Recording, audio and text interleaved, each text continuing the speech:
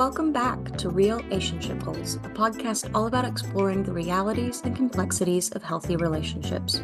Real-ationship Goals is a project of the Prevention and Education team at the Advocacy Center for Crime Victims and Children in Waco, Texas. If you or someone you know has experienced sexual violence or harassment and is seeking support services or needs more information, links to resources and our hotline number can be found in the description. The views expressed in this podcast are those of the hosts and guests and do not necessarily reflect those of their organizations or affiliates.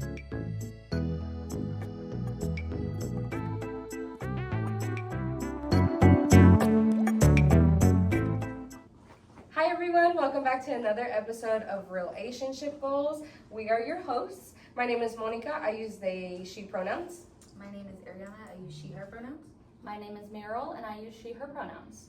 And today we have an episode, a media analysis episode, and today we're going to be talking all things adolescence, but not puberty. We're talking Netflix series. Hope that wasn't corny, but that's okay. Loved it. But before we get into it, because it's everything manosphere, and that might be a new term for y'all. Once I explain it, maybe it's like something y'all have seen, maybe didn't have the language for it. But today I have definitions before we jump in, beginning with what is manosphere, and these are all from Merriam-Webster. It refers to male-centered websites, internet communities, and other digital media regarded collectively as anti-feminist views, typically involving misogyny and associated with far-right ideologies. And then it has, increasingly, the term refers more generally to a broad media environment, especially popular with young men online, criticized as promoting ultra-conservative models of masculinity.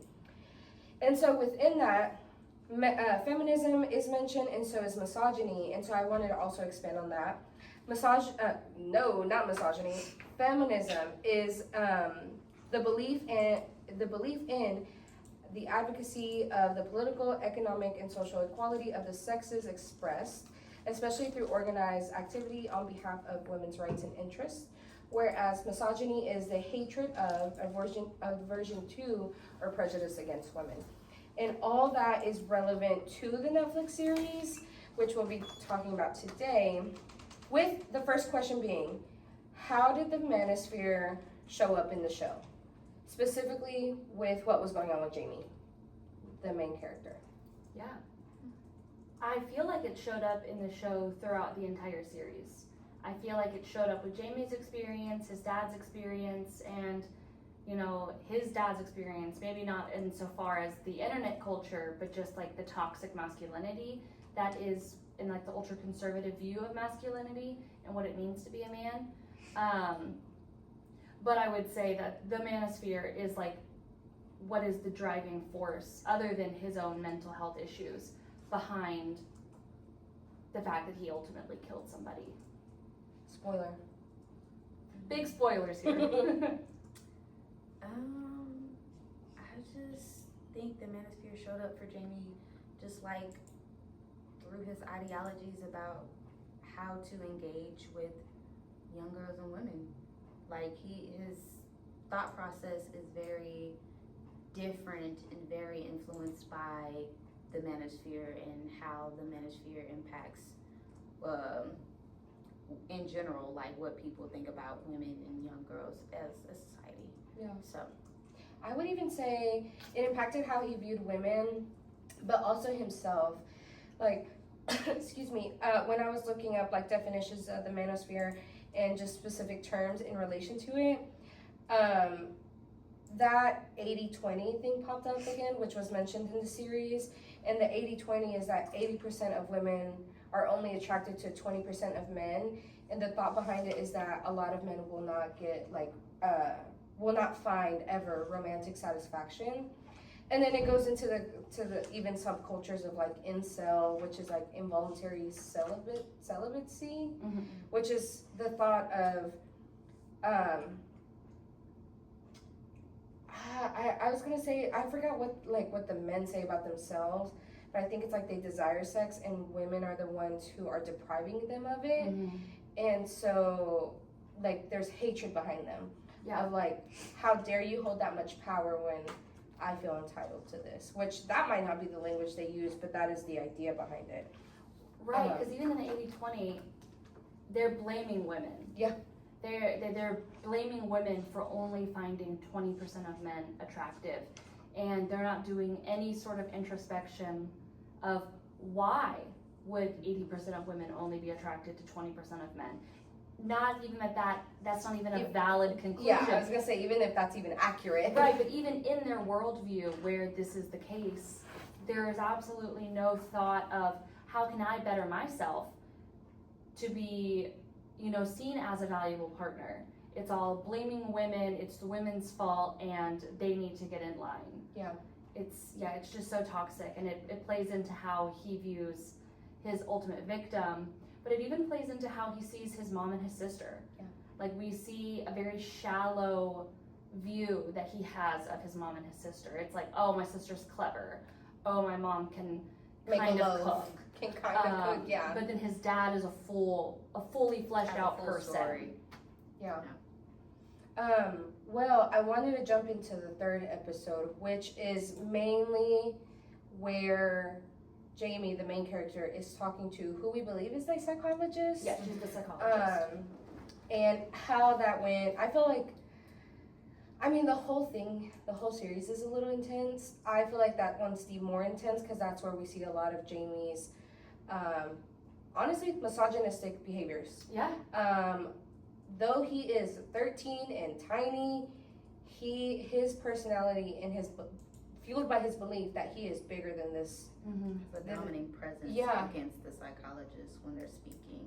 Mm-hmm. He really feels that when he's talking with her, and like just going back and forth. When she asks a question, he asks the same question, just in a different way, or just like wonders why she's asking those questions and feeling like, oh, she's tricking me, so she's trying to get some information out of me, and I'm not going to give her that satisfaction, so I'm going to ask her this in order to remain in that power. And even the who's in charge here. Right. I was like, ooh. And then mocking her, like putting on a fake voice and like pretending like she's, like y'all are saying, like trying to get at her. But just like mocking her at any opportunity when he can. Just a way to undermine her. And then by using his like physical expressions of violence and dominance with knocking off the hot chocolate or literally towering over her and then like coming at her and making her flinch. Like, it's all him trying to exert as much power as he can.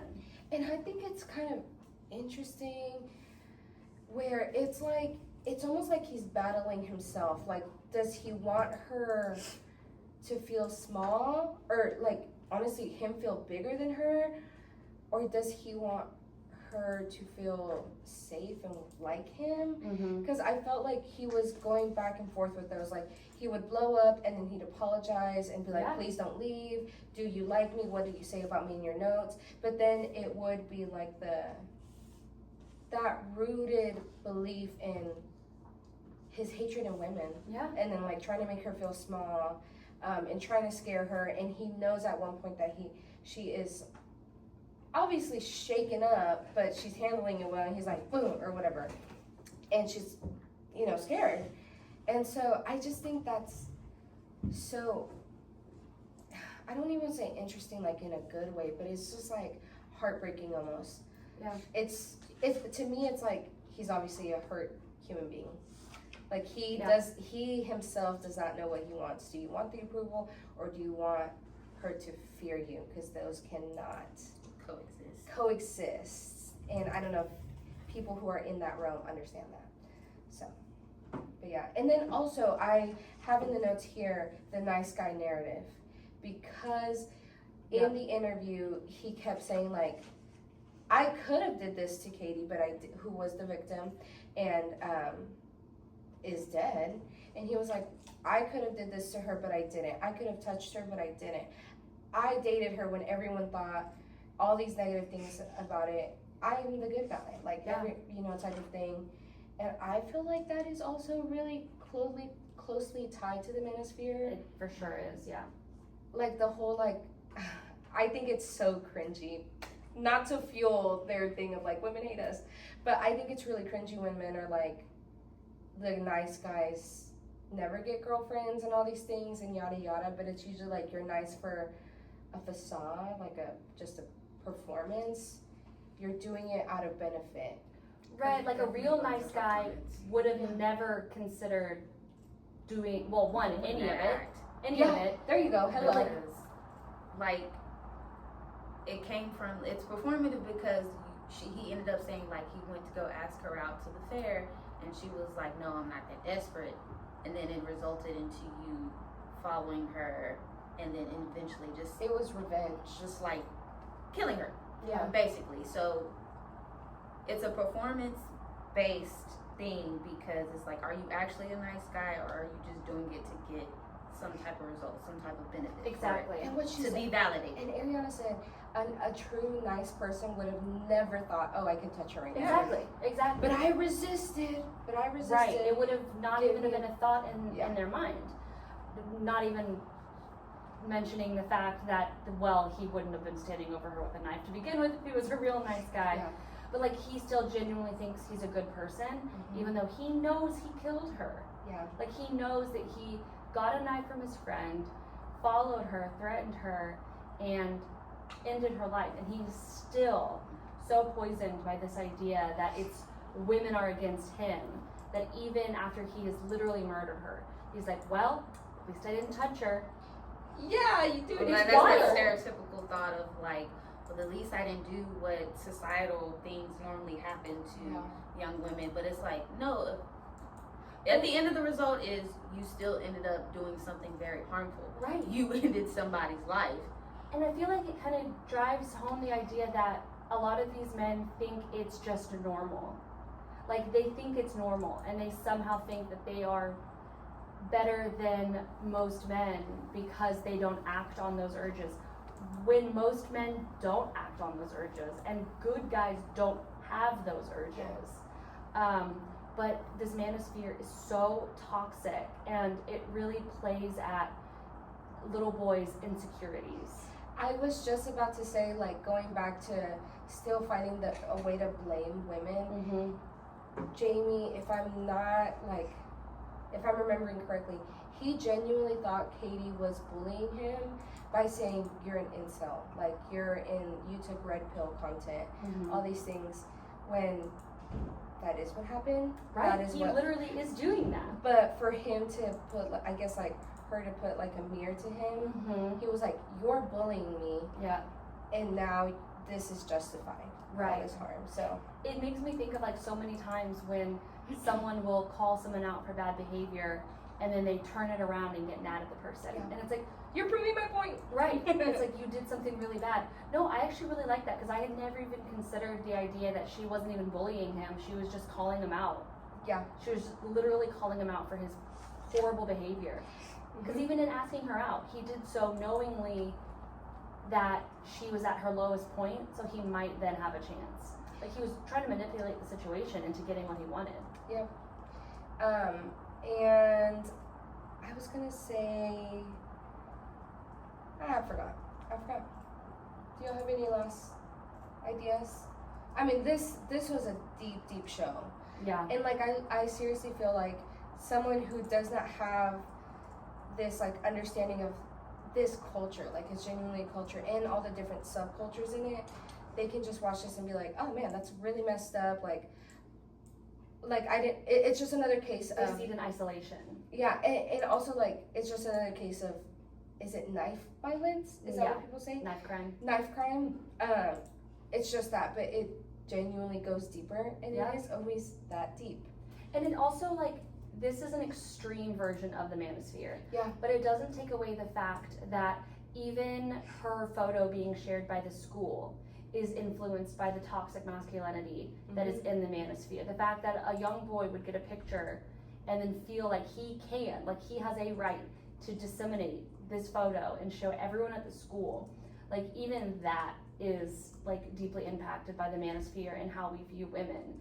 It's just, yeah. And what I was gonna say earlier was in relation to how, I didn't know how to like tie it in, was when the psychologist was asking Jamie about the pictures, she was like, that dude messed up because now no one's gonna send him pictures. Right. And it's like, it was almost like coming from the he still deserves pictures. Exactly. And he messed up his chance.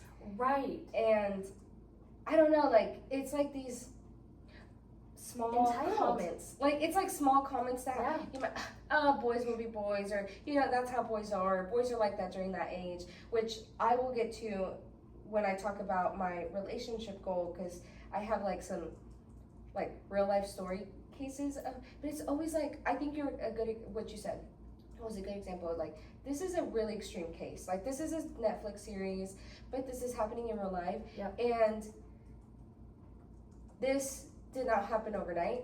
I mean, in the Netflix series, we're watching it overnight, right? But it's probably in real life. This is a long journey of content that they're watching, beliefs that they're hearing, and things of that sort. And for Jamie's case, this is 13 years He's so of young. a journey for him. This goes back to his culture with his father And his and grandfather. his grandfather. So this is a whole 13 years of a journey for Jamie. It doesn't just start with him just getting a computer and getting into internet things and just taking that deep dive into the manosphere. It starts right there. Yeah, and I feel like so often we're just like, 13, he's so young. But 13 years? That's a long time. That's a long time. And so, yeah. I mean, it's just so much to unpack. And I feel like because we watched it yesterday, I'm still sitting with it. I even went to Reddit and was reading people's things. And even then, people were low-key commenting some red pill situations on there. And it's just like, Yeah, not low key. They High were key. like they were like defending him almost. yeah. And I mean, we saw the video, and I even saw a snippet. I say we saw the video like it's a real thing, but like we saw the snippet, and someone on the in the Reddit, which at the end of the day, these are people I don't know, right? But he was like, I'm not convinced that he actually murdered her, and I was like, yo, what? Oh my gosh! And then this is into the 4th episode, but then Dad goes to the Home Depot looking situation. The young boy's like, I know who you are. Just so you know, I'm on your kid's side. Right. Because then they start talking about, well, if that actually happened to her, why didn't the evidence look like this? Mind you, whole time they're not in the courtroom or wherever it is, right? And when we were watching it, I was like, oh my gosh, this is like Megan Thee Stallion all over again, where they're like criticizing trying her. to justify him killing her and like saying like the wound should have looked like this or stuff like that. And like at the end of the day, even no. at the end of the day, when someone died, they're still being blamed. Whew. Goodness gracious, so sorry. Let's get into this relationship goal, y'all. Yeah. So, sorry. My relationship goal is to educate yourself. OMG, educate yourself. Because when we were talking, this is so easy to be like, oh, this is a man's thing. This is being impacted by like men. But women are going to be impacted, and especially people who are gender non-conforming are also going to be impacted, because homophobia and transphobia is embedded into the manosphere. So literally everyone should educate themselves. And so when I was looking all this up, I found this article. It is from USA Today. Author or writer was Rachel Hale. It's called "Here's What Red Pill, Misogyny, and Other Manosphere Terms Mean." And it's talking about, different terms, but then it's like different headers, right? What signs should parents look for that their child could be falling into the manosphere?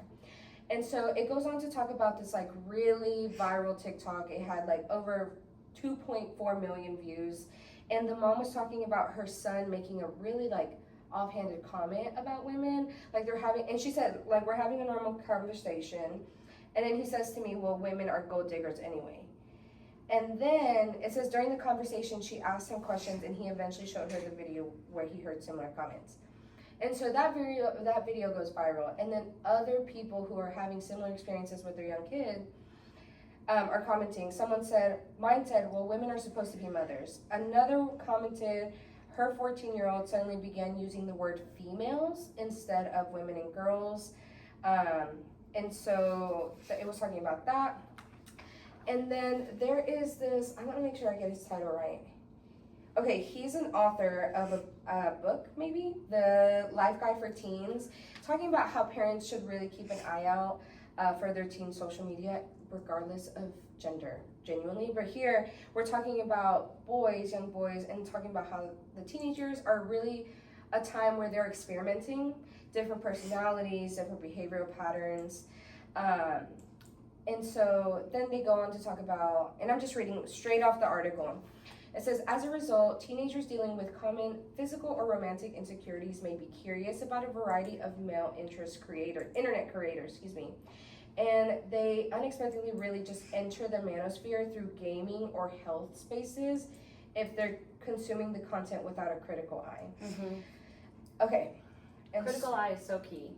Yeah, because I'm like, gaming and health spaces is not bad. Right.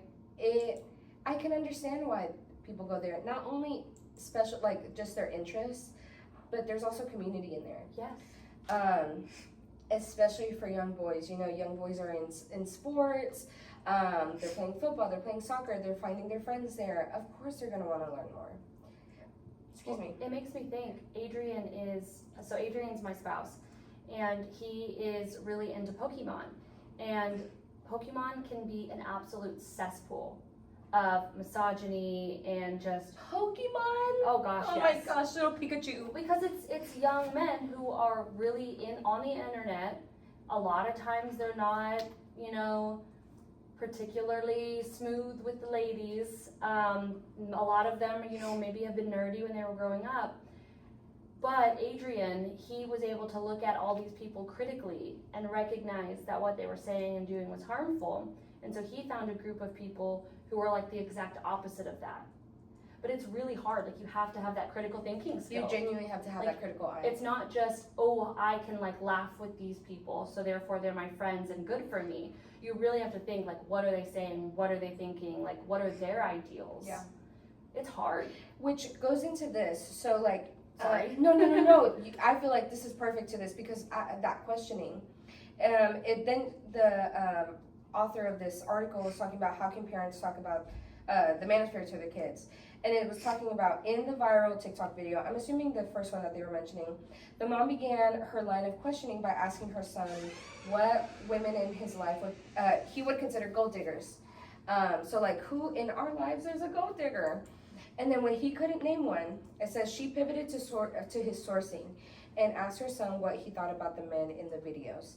Do they look like they know what they're talking about? And are they actually in stable relationships? Are they functioning relationships? And so there's a little comment on here that this mom de-pilled her teen son because she really guided him through evidence-based thinking. Let's get that critical eye. Yes. And then right here, which really ties our work into the work of challenging the manosphere, is that a trusted relationship has the best chance of questioning the supposed truth that may offer the youth really something different. But yeah, and then sorry, I know I keep talking about this, but I feel like so often we hear about it, but we don't hear about how we could challenge it. So I was I really need to talk about this. So I didn't even mention the dude's name earlier. Excuse me for just calling him the dude. But he's a pediatrics doctor, Ron Anbar, and he also says that parents should be investigating the deeper reason behind these beliefs. Is it romantic rejection or is it low self-esteem? And that requires open communication and trust.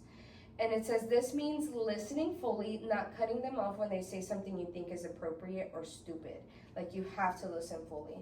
And so, yeah, so I think that just goes back to the you don't know what you're talking about, yada yada. But kids and youth, and not even just youth, adults, our loved ones really need help building that guided eye. And they want to feel like they're being respected in these conversations. If you just come in and say, oh, that's so dumb, where did you hear that? Don't listen to that person anymore. they are going, like, more often than not, they're going to be like, my mom doesn't know anything. Because they're teenagers. That's literally what they are wired to do. Or it might, like, put it in their head, my mom doesn't care. Yeah. Like, my mom doesn't care, and they're right, women are bad. Right, Like, exactly. type of thing.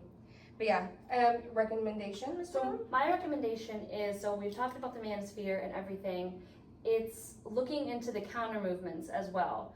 So looking in, like, in the States, there's been, like, Me Too, and in South Korea, there's 4B, and just looking into the reasons why these movements have started, who started them, what the people who are involved in them are saying, because they're like counterpoints to the manosphere.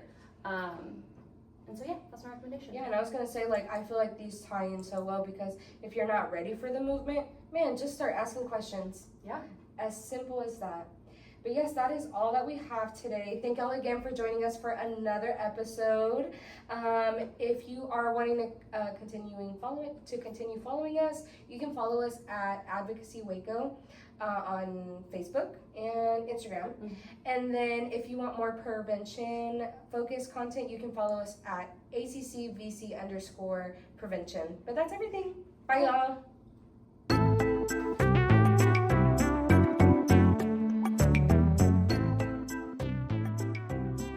Thanks so much for tuning in to Real-ationship Goals. This episode was produced by the Prevention and Education Department of the Advocacy Center for Crime Victims and Children in Waco, Texas.